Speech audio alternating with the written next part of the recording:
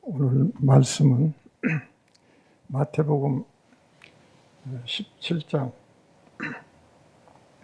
1절부터 8절까지. 마스크를 좀 벗고 말씀을 드리겠습니다.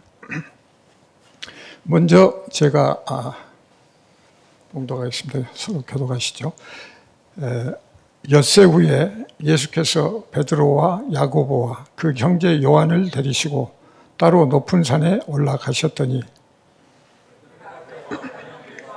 그 얼굴이 해같이 빛나며 옷이 빛과 같이 휘어졌더라. 그때에 모세와 엘리야가 예수와 더불어 말하는 것이 그들에게 보이거늘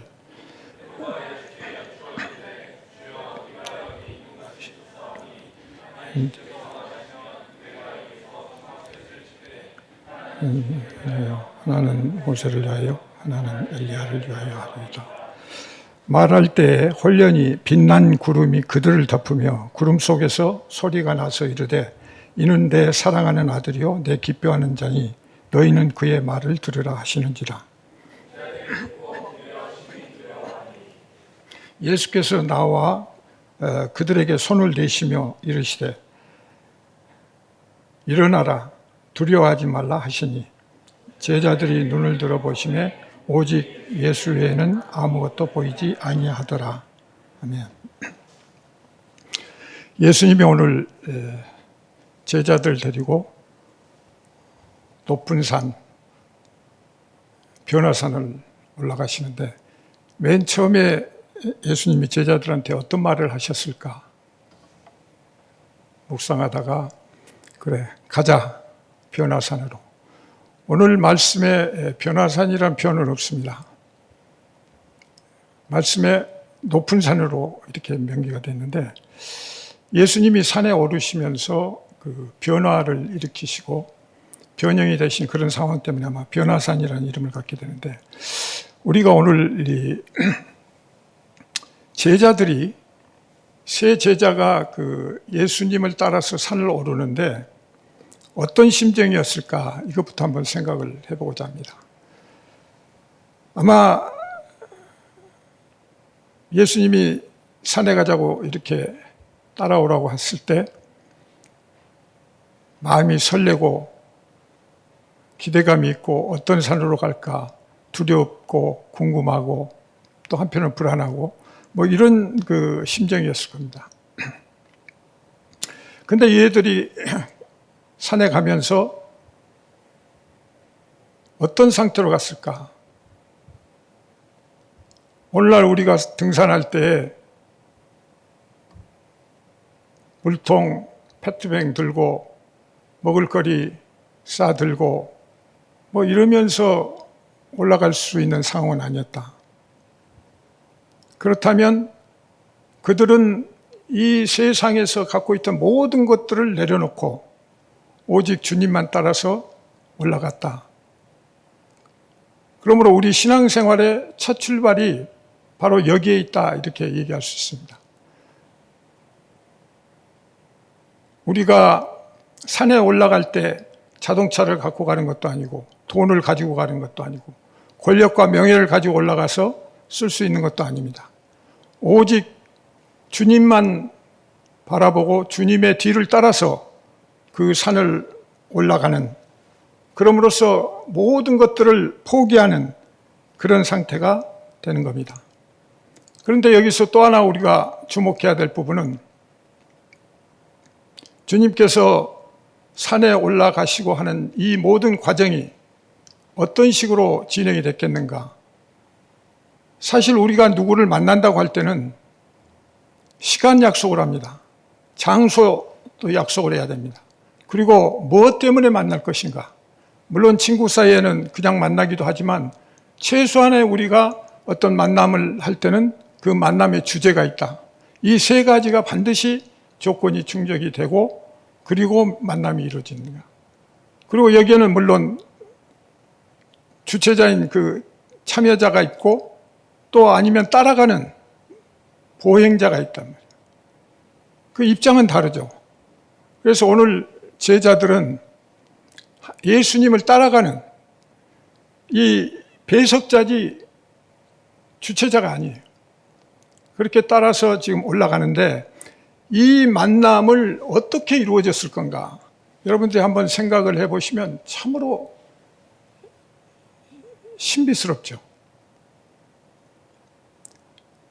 하늘에 있는 모세와 엘리야를 불러내려서 우리 제자들과 함께 산에 올라가서 그 시간에 만나서 어떤 얘기를 하는데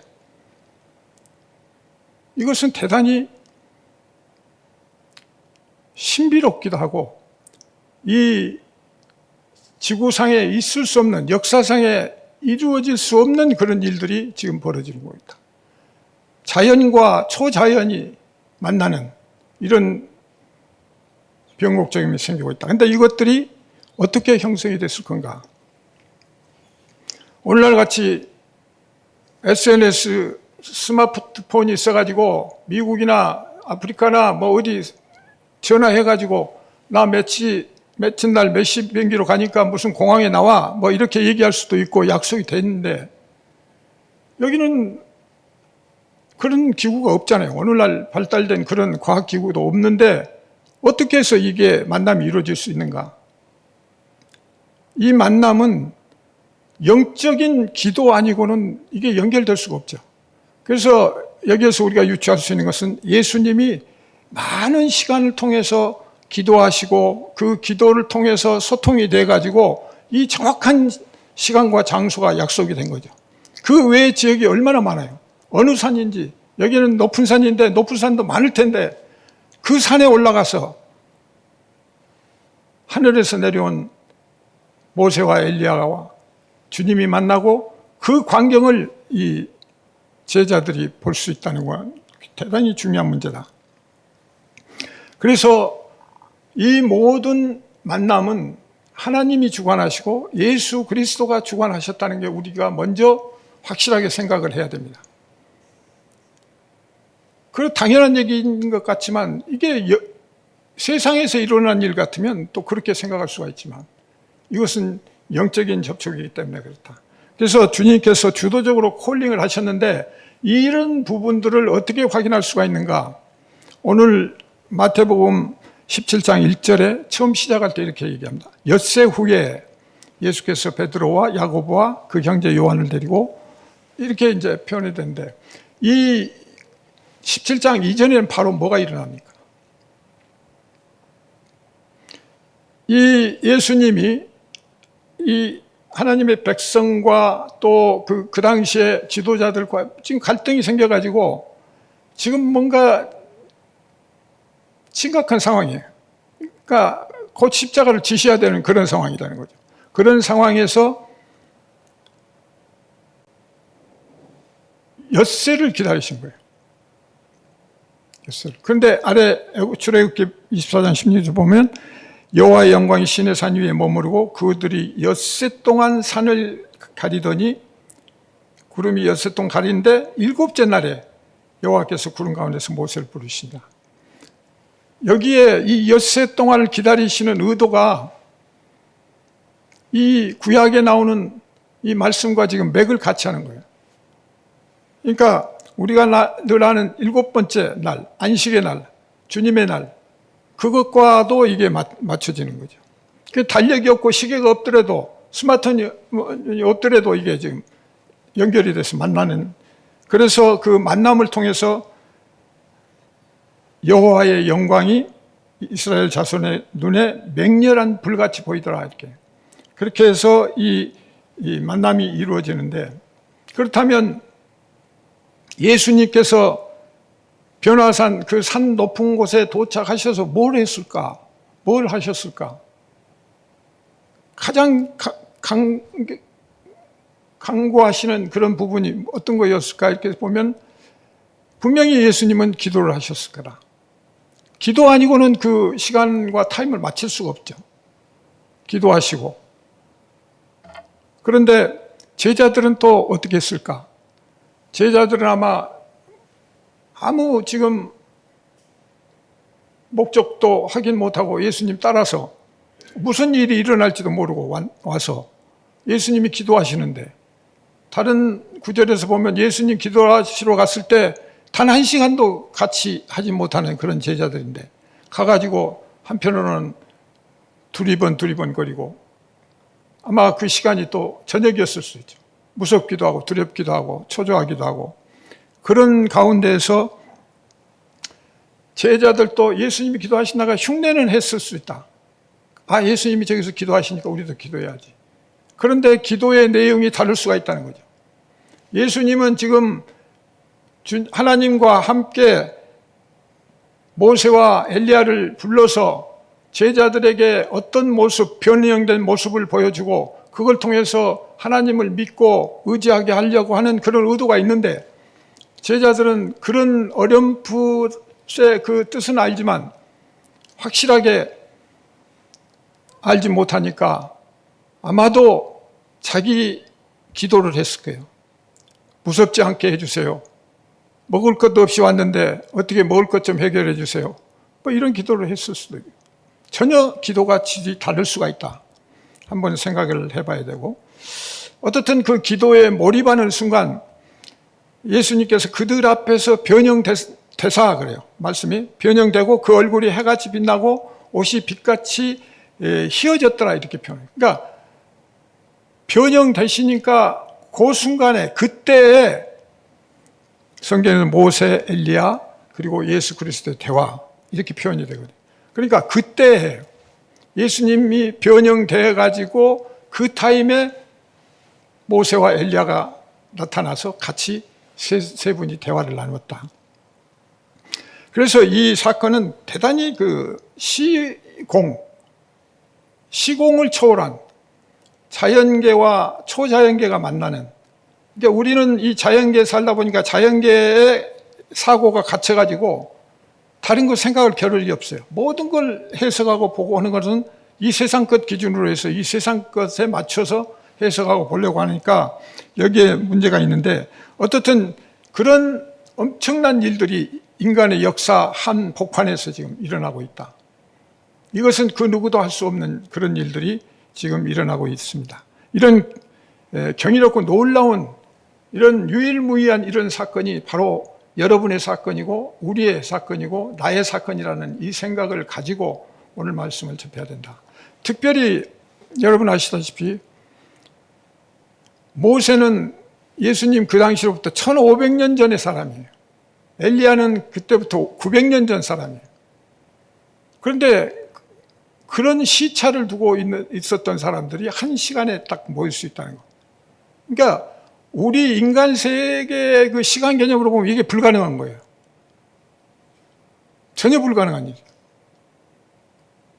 그런데 그것이 한 시점에 한 시간에 모일 수 있었다. 이것은 다시 말해서 태초에 하나님 말씀이 있었고 창조가 있었고 알파와 오메가라고 이렇게 말씀하시면 알파와 오메가가 같이 연결되는 하나의 구조로 이렇게 돼가고 있다. 그래서 이런 초자연적인 세계에 우리가 초월할 수 있다는 것, 초월. 우리가 유월절이라고 하죠. 예수 그리스도의 피로 유월, 넘어가다, 건너가다. 초월이 유월이에요. 넘어가는 거예요, 지금. 그래서 이 자연의 세계로 우리가 넘어가 가지고 하나님과 또 엘리야와 모세가 어떤 그런 상황을 우리가 만날 수 있는 그런 가능성을 보여주는 거다. 그런데 여기에서 우리가 조금 더 관점을 둬야 될 것은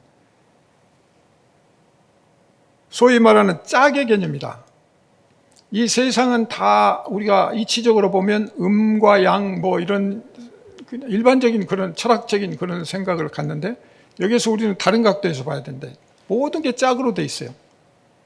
남자와 여자가 있다면 그 짝은 짝인데 짝이다 이렇게 보는 게 아니고 남자는 여자를 설명하기 위해서 필요한 거예요.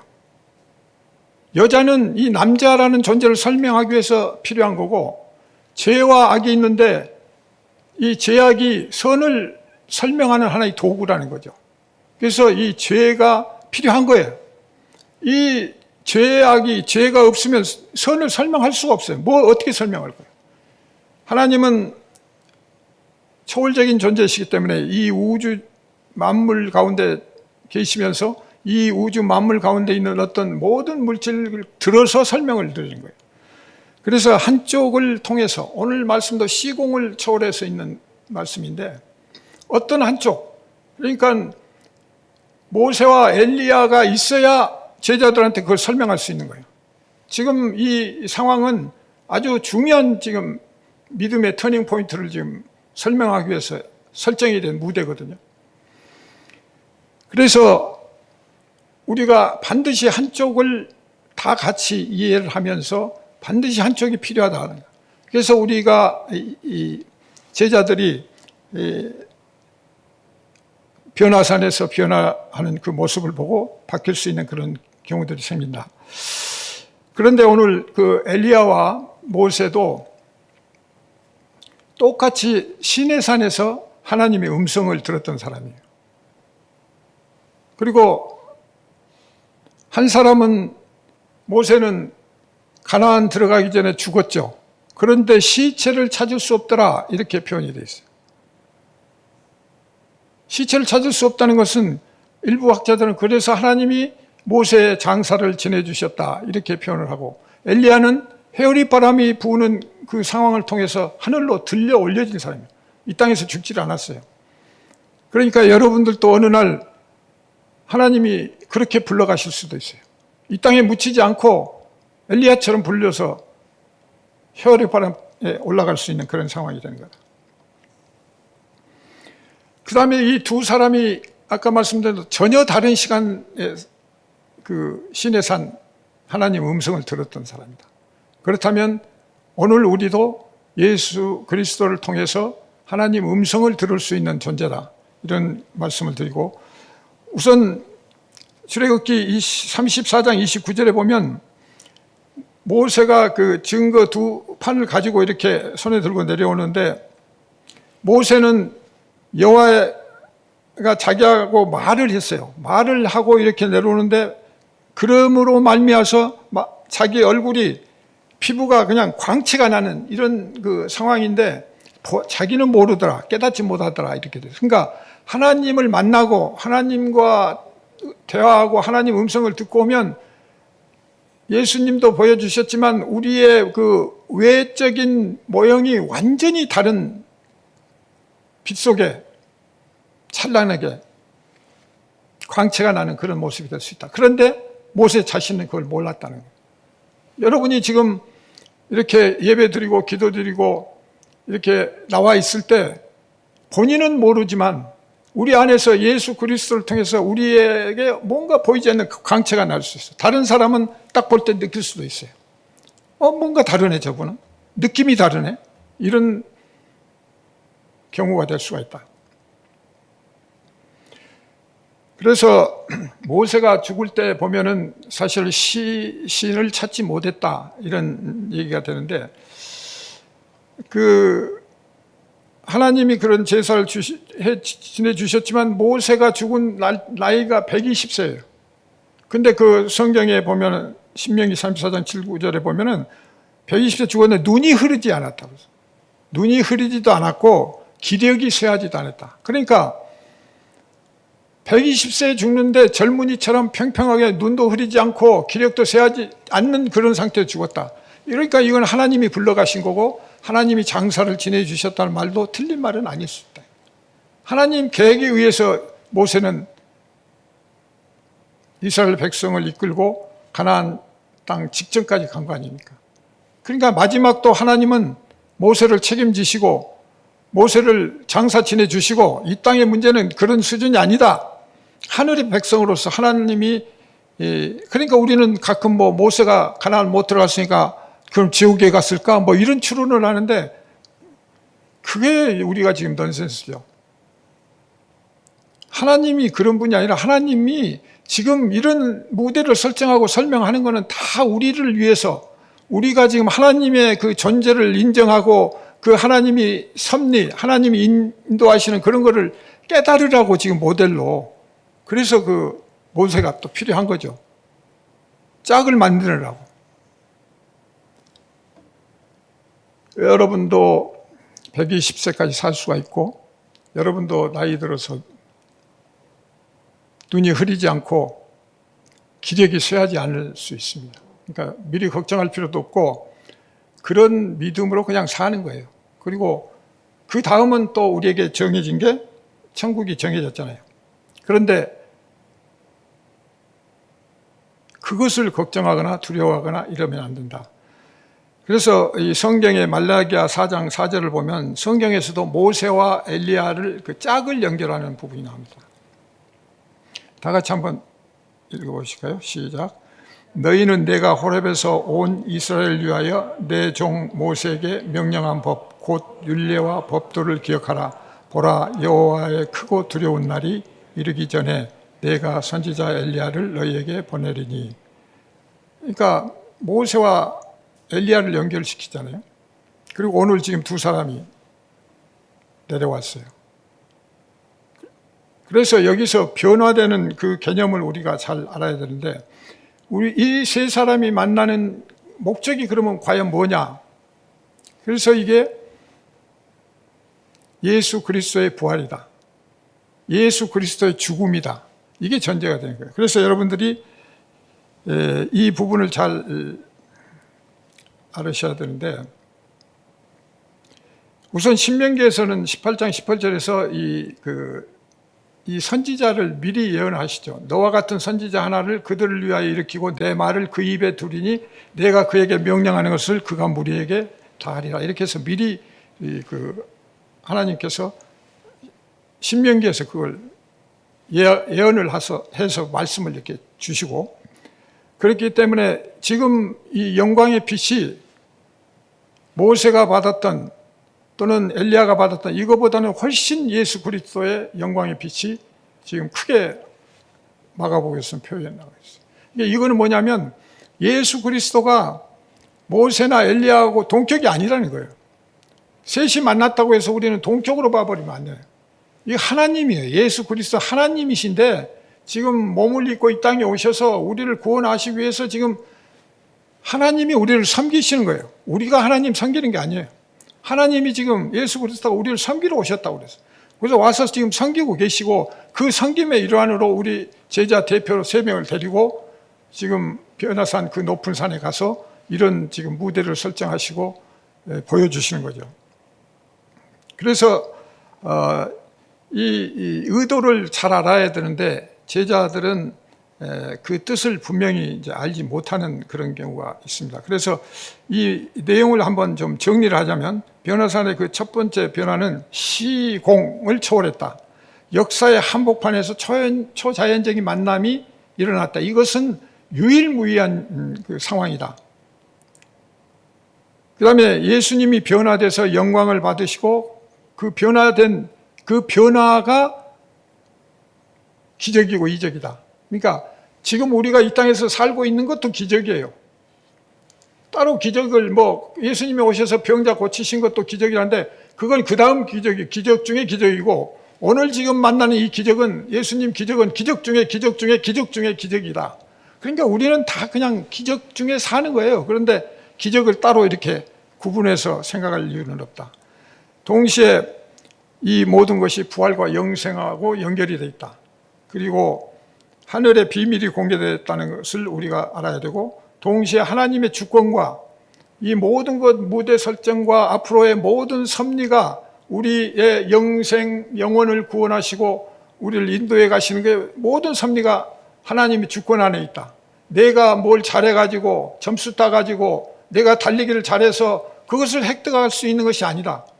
그런데 우리는 그 삶 속에서 자칫 그런 생각으로 뭘 내가 하나님 주님을 위해서 뭘 잘해가지고 뭘 자랑하고 그것이 뭔가 구원의 보탬이 될 걸로 생각해 보면 안 돼요. 그 중에 하나라도 우리 뜻에 의해서 된다면 그것은 은혜가 아니죠. 은혜라고 하는 것은 100% 은혜지 99% 은혜가 있고 1% 우리가 해서 뭔가 이룰 수 있다면 그것은 은혜가 아니에요. 그렇다면 하나님 뜻도 우리가 마음대로 좌지우지하고 하나님 또 뭔가 다르게 할 수 있는 것 같죠. 근데 우리는 하나님의 그 뜻을 저버릴 수가 없고 하나님의 묵시적인 계획은 그대로 진행이 되는 거예요. 그렇다면 우리는 하나님의 그 자기 증거와 자기 뜻 이것을 알고 하나님이 이 섭리를 운영해 가신다는 이런 생각을 항상 가져야 돼요. 근데 가끔 우리는 그걸 놓치고 그냥 세상적으로 계산하고 생각하고 하다 보니까 문제니까, 그래서 하나님의 그 전지전능하신 이 부분을 우리는 깨닫고 나가야 된다. 그런데 이런 것들이 정리가 안 되니까, 확실하게 정리가 안 되니까 오늘 제자들은 엉뚱한 짓을 한 거예요. 베드로 바로 그 예수님께 얘기를 합니다. 여기가 좋사오니, 여기가 좋다는 거예요. 그러니 주님이 만약에 동의하시면 여기에 제가 엘리야를 위해서, 모세를 위해서, 또 주님을 위해서 초가상간 이 3개를 짓겠습니다. 초막을 3개 짓겠습니다. 우리 여기 좋으니까 여기서 삽시다. 나중에 자기 것도 뭐 짓겠죠, 옆에. 근데 여기서 우리가 잘 봐야 되는 거는, 이 베드로가 중심이 자기 중심이 된 거예요.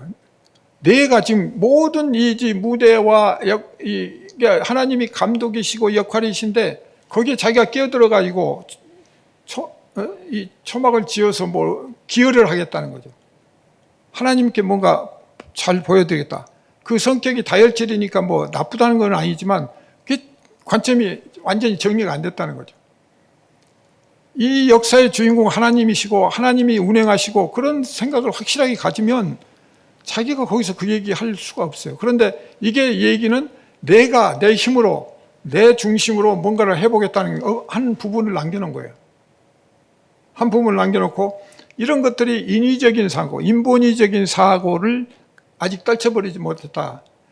그런데 여기서 하나님의 주권도 인정하지 않는 그런 대화가 되는 거고, 또 하나 더 문제는 뭐예요? 엘리야를 위해서, 모세를 위해서 초막을 짓는다면 뭐예요?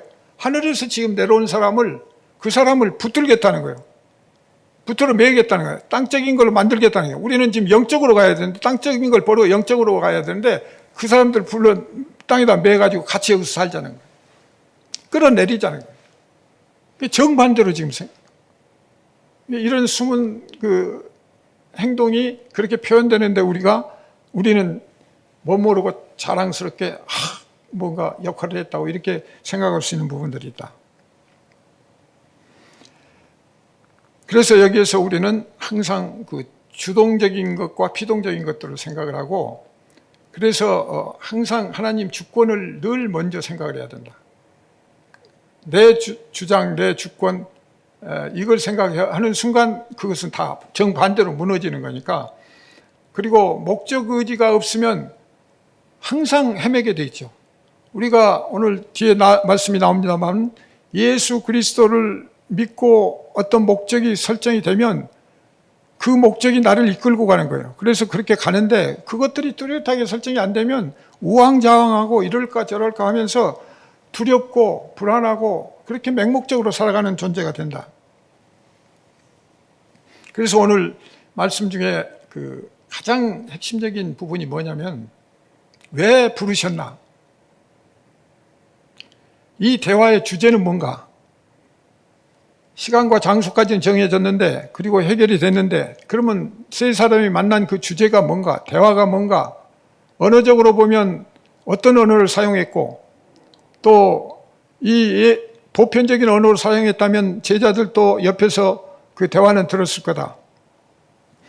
그런데 이것을 성경이 이제 증거하고 있는 것은 마태복음 16장 28절에 보면, 진실로 너희에게 이르노니 여기서 있는 사람 중에 죽기 전에 인자가 그 왕권을 가지고 오는 것을 볼 자들도 있느니라. 이렇게 해서 이미 왕이신데 왕권을 가지고 지금 오신다는 그런 표현을 통해서 지금 뭔가 일어날 일들을 예고하고 계세요. 그런데 누가복음 9장 30절 31절을 보면 아주 이제 확실한 말씀을 합니다. 다 같이 한번 봉독을 하시겠습니다. 시작. 문득 두 사람이 예수와 함께 말하니 이는 모세와 엘리야라. 영광 중에 나타나서 장차 예수께서 에슬라에서 벼르사실 것을 말하세요. 장차가 먼 장차가 아니에요. 가까운 내일 모레 일어날 일이에요. 그런데 어디 있어요? 예루살렘에서 별세, 세상을 떠나신다. 죽음을 당하신다. 고난을 당하신다. 이게 지금 미리 누가복음 30장 31절에서 그걸 미리 말씀하신 거예요. 그게 지금 엘리야와 모세와 이렇게 셋이 만나서 그 얘기를 해요. 그러니까 그 세 사람의 만난 것은 이 제자들에게 보여주기 위한 거예요. 부활과 또 예수님의 승천과 그리고 너희들도 믿음으로 지키고 너희들이 인자가 되고 승리자가 될 때 너희들은 나와 같이 영원한 하늘나라 백성으로서의 그 영광을 누릴 것이다 하는 것을 말씀을 하고 있는 것이죠. 그래서 이것은 굉장히 중요한 주제이기 때문에 오늘 구약의 그 선지자들과 예수 그리스도와 제자들이 세 그룹이 모여서 지금 확인을 하는 거예요. 왜냐하면 구약의 신도나 신약의 신도나 제일 중요한 게 뭐냐? 예수 그리스도의 죽음이에요. 예수 그리스도가 죽지 않으면 부활이 없고 부활이 없으면 승천도 없는데 중요한 것은 예수 그리스도의 죽음이다. 예수 그리스도는 죽으러 이 땅에 오셨다. 왜? 이 세상 모든 죄를 본인이 다 안고 소멸해야 되기 때문에 예수 그리스도께서 이 땅에 오신 거다.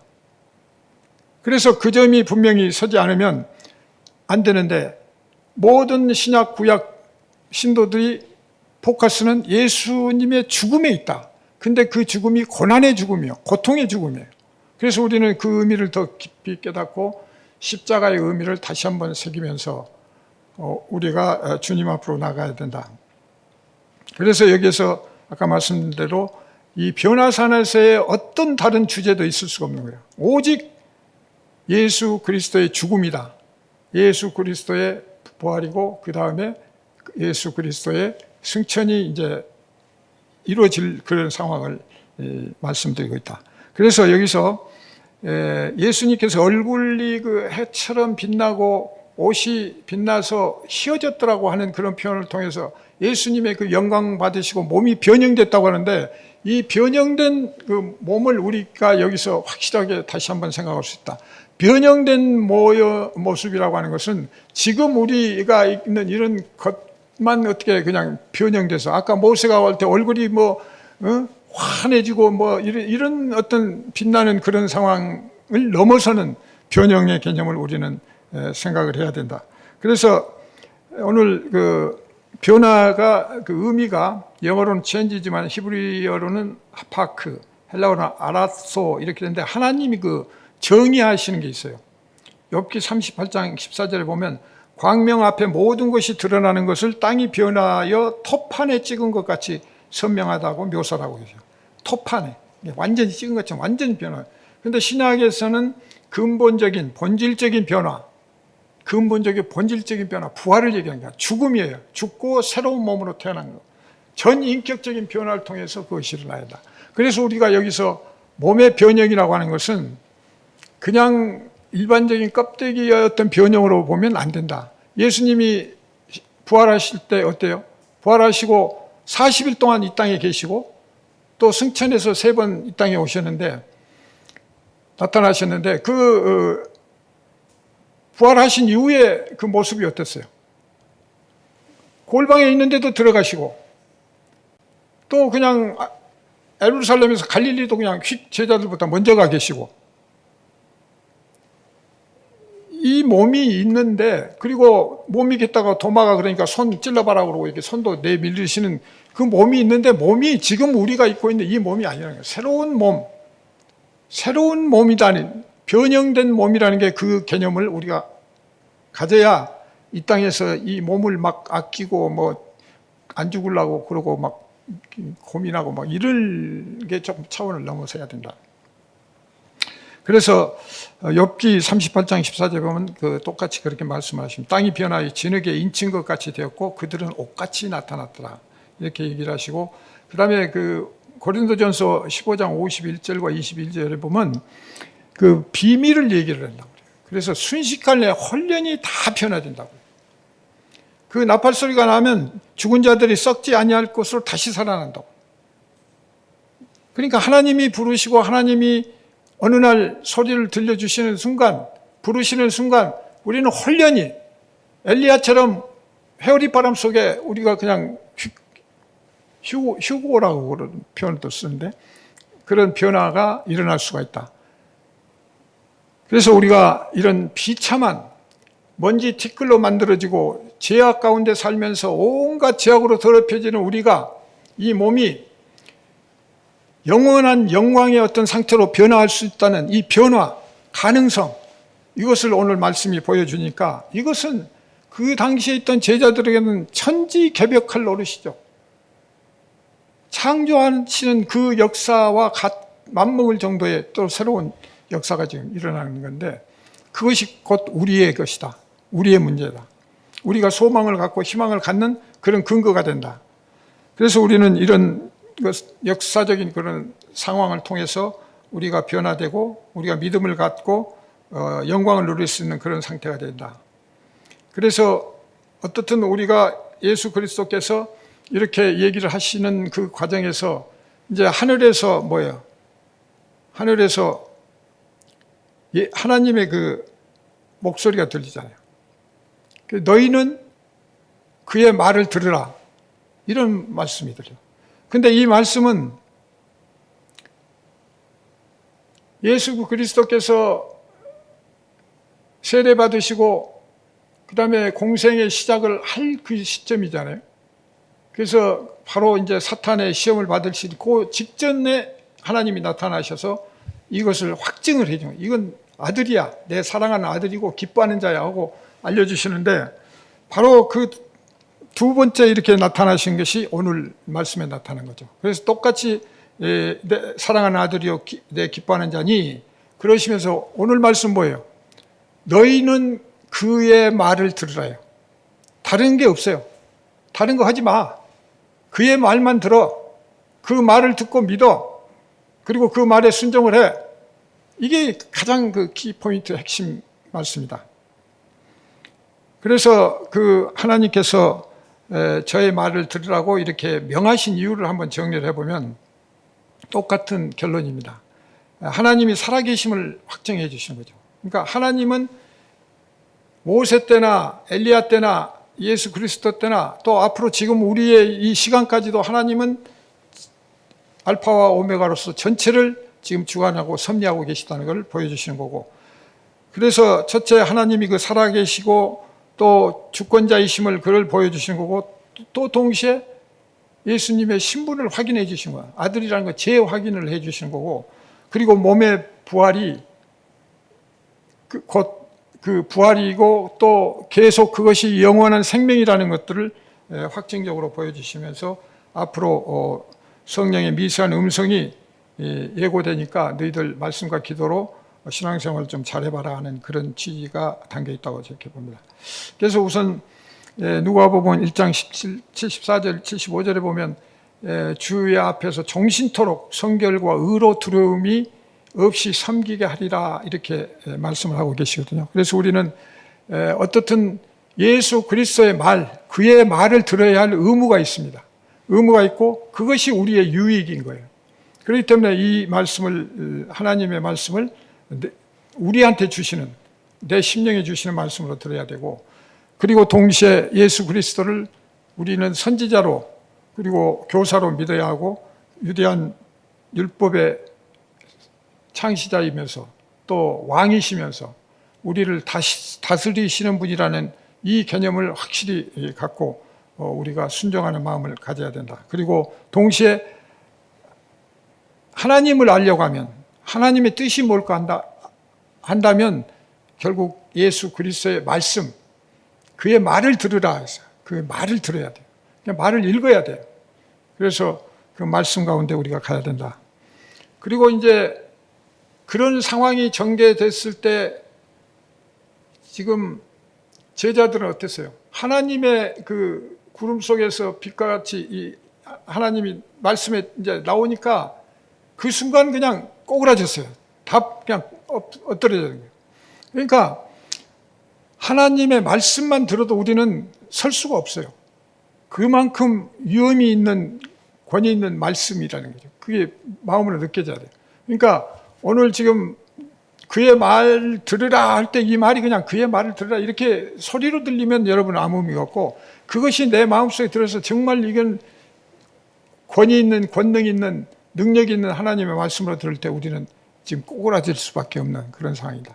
근데 거기서 꼬꾸라져서 고개를 딱 드니까 다 아무것도 없어요. 모세, 엘리야도 다 떠나갔고 오직 예수 외에는 아무것도 보이지 않더라. 예수 그리스도만 보이더라. 앞으로 그래서 우리가 신앙생활하는 것은 그분의 말씀을 듣고 오직 예수 그리스도만 내 앞에 보여야 돼. 그런데 우리가 다른 것 보고 이것 보고 저거 보면 예수 그리스도 안 보여. 그러니까 말씀도 안 들려. 그래서 우리는 예수 그리스도의 그 순종자로 나아가는데 딱 조건이 하나 있다. 그것은 아들이 되는 거야. 하나님의 아들이 되는 겁니다. 그래서 로마서 8장 14절은 이렇게 말씀합니다. 무릇 하나님의 영으로 인도함을 받는 사람은 곧 하나님의 아들이라고 그랬어요. 그러니까 만약에 여러분이 하나님의 영으로 인도를 받고 있다. 지금 받고 있으면 여러분은 하나님의 아들이에요. 하나님의 아들이라면 하나님 아들답게 살아야 되고 하나님 아들다운 가치관과 인생관과 세계관을 가져야 되는 거죠. 마태복음 5장 9절에는 합평하게 하는 자는 복이 있나니 그들이 하나님의 아들이라 일컬음을 받을 것이요. 바로 이거예요. 우리가 하나님 사랑과 은혜를 받아서 그 마음으로 우리는 이웃과 화평을 해야 된다. 공동체 내에서도 화평을 이루고 하나님, 제일 중요한 건 하나님과 나와의 화평이에요. 다른 세상적인 일반적인 평화, 그거는 거짓이에요. 거짓. 오로지 하나님과 나와의 진정한 평화, 화평이 있고 그걸 통해서 또 이웃과 공동체, 우리 세움 공동체가 다 화평을 누리게 된다면 그것이 오리지널 화평이고 그것이 결국은 하나님의 아들이라 일컬음도 받고 동시에 영의 인도를 받으니까 그것은 하나님의 아들이에요. 그럼 우리가 하나님의 아들이라면 예수 그리스도와 같은 존재고 예수 그리스도와 같은 존재라면 하나님의 그 영역 안에서 지금 들어와 있는 거다. 그래서 우리가 보통 하늘이라고 하는 개념을 먼 저 높은 곳이 하늘이라고 생각하면 그것은 착각이죠. 하늘은 어디입니까? 첫째, 하늘은 바로 이 땅 위는 다 하늘이에요. 내가 발을 딛고 있는 그 위에는 전부 하늘이고 공중이잖아요. 지구가 지금 둥글고 우주 쪽에 이렇게 떠 있잖아요. 지구는 돌고 있어요. 그러면 동서남북 어디나 다 공간이고 동서남북 어디나 하늘이에요. 근데 그 하늘을 우리는 개념적으로 멀리 있는 저 푸른 하늘 이렇게 하다 보니까 하나님은 멀리 계신 분이고 가까이 계시지 않고 그러니까 어디 계십니까? 이렇게 하소연 하는데 하나님 바로 땅. 근데 거기에서 성경에서 어떻게 해요? 하나님 우리 성령이 우리 마음 가운데 계신다고 그러는데 하늘 기도문에 나중에 한번 말씀드리자면 기도문 때 하늘들이 돼서 이 안에 있으면 그 하늘이에요. 하늘들이라고 표현돼요. 성경에 보면 어떤 때는 하늘이라고 표현한다. 하늘들. 사람이 하나님의 아들이 되면 하늘들이 되는 거고 그 하늘들이 지금 그래서 우리 마음에 성령님이 와 계시면 이 안에서 모든 것들. 그래서 이 마음, 하나님이 이 안에 계시면 이 안이 하늘이잖아요. 우리 마음이 하늘이에요. 그래서 우리는 하늘의 마음을 가지고 사는 그런 존재다. 그래서 우리가 이제 예수 그리스도를 믿고 나아간다면 오직 예수 그리스도만 바라보는 그런 사람이 되어야 된다. 그래서 중요한 것은 자기 중심을 가지고 있으면 안 된다. 모든 현실을 자기 중심에 두지 말고 오직 하나님 예수 그리스도를 바라보고 그분의 말씀을 듣고 그 말씀 가운데 있어야 된다. 세례 요한은 이렇게 얘기를 합니다. 요한복음 3장 30절에 그는 흥하여야겠고 나는 쇠하여야 하리라. 그 예수 그리스도는 흥해야 되고 나는 쇠해야 된다. 지금 반대로 얘기하는 거예요. 우리는 뭐예요? 예수님도 흥하고 나도 흥해야 된다고 생각을 하는데 예수님은 흥하고 나는 쇠해야 되는 거예요. 근데 예수님을 증거하러 온 선지자, 구약의 마지막 선지자 세례 요한이 그렇게 얘기를 해요. 이게 지금 답이에요. 그게 하나님 아들을 되는 지름길이에요. 예수 그리스도는 흥해야 되고 나는 쇠해야, 난 죽고 말라지고 없어져야 되는 그런 존재다. 그런 바탕 위에서 우리가 신앙생활을 해야 된다. 아까 말씀드린 대로 예수님이 승천 후에 3번 나타나셨는데 스데반이 돌에 맞아 죽을 때 사도행전 7장 55절에 보면 스데반이 성령 충만에 하늘을 우러러 주목하여 하나님의 영광 및 그 예수께서 하나님 우편에 서 계신 것을 본다, 이렇게 이제 표현이 됐고, 또 다 아시다시피 사도 바울은 예수 믿는 사람들 탄압하기 위해서 다맥색으로 가다가 돌연 예수님을 만나죠. 그때 뭐예요? 그냥 꼬꾸라지잖아요. 벙어리가 되고 말도 못하고. 그 다음에 예수님이 3번째 나타난 것은 요한, 사도 요한, 반모섬에 유배가 있을 때 거기에 나타나셔서 마지막 요한계시록을 주셔서 우리가 모든 신앙적인 문제를 다 그 안에서 해결할 수 있도록 답을 주시고 이렇게 하셨습니다. 그래서 우리는 고린도전서 15장 53절 54절에 보면은 이 썩을 것이 반드시 썩지 아니할 것을 잊고 이 죽을 것이 죽지 아니함을 입으리로다. 이 썩을 것이 썩지 아니함을 잊고 이 죽을 것이 죽지 아니함을 입을 때는 사망을 이기고 이기리라 했어요. 사망을 이기는. 그러니까 이 말씀, 오늘 변화산에서 일어난 이 일련의 그 과정, 이것이 결국 우리를 위해서 그 무대를 설치하고 하늘에 이미 몇천 년 전에 세상을 떠났던 선지자들을 불러서 우리에게 보여주시면서 예수 그리스도의 몸이 변형이 돼서 예수 그리스도가 곧 내일 모레 십자가에 못 박혀 죽으시는 그 고난을 겪으실 텐데, 그것이 너희들을 위한 거고, 너희들은 나를 믿고 그 믿음은 결국 아들이 되는 거고, 그 아들이 되는 것은 이 세례 요한이 목 잘리는 순간까지도 그냥 잘렸지, 거기에서 나를 구원해 주세요, 뭐 하나님 뭐 어떻게 이런 게 아니잖아요. 그냥 오로지 그것만 증거한 거예요. 예수 그리스도만 증거하다가 세례 요한이 남겼던 말처럼 오직 예수 그리스도는 흥해야 되고 우리는 쇠하여야 한다, 이런 마음을 가지고 우리는 나아갈 때 비록 코로나의 여러 가지 어려움과 또 무더위와 또 강과 바다로 들로 이렇게 비서 휴가도 못 떠난 이런 상황에서 우리는 변화산에서 주님과 함께 그 높은 산에서 높은 뜻을 가지고 살아가는 우리 세움의 성도들이 되기를 축원합니다. 기도드리겠습니다.